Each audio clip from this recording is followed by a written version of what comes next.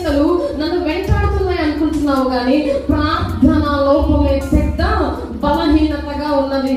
ఆయన చూడండి, ఆ యొక్క చెమటలు కక్కుకుంటూ గెత్సెమనే తోటలో ఏం చేయడానికి వచ్చారు? ప్రార్థన చేయడానికి వచ్చారు. తన శిష్యులతో చెప్తున్నారు, సోదరులో ప్రవేశించుకున్నట్లు మెలకుగా ఉండే ప్రార్థన ఆత్మసిద్ధమే కానీ శరీరము బలహీనంగా ఉంది కదా. నేను మోకాళ్ళ ప్రార్థన చేయలేకపోతున్నాను, మరి నేనేం చేయలేకపోతే మీరేం చేస్తారో రెస్ట్ తీసుకోండి ప్రభు చెప్పలేదు. నా ఆత్మ సిద్ధంగా ఉంది, శరీరం బలహీనంగా ఉంది, కానీ శరీరాన్ని బలపరిచేది ఏదో తెలుసా? ఆ ఆత్మలో మనం చేసే ప్రార్థనే. హల్లెలూయా.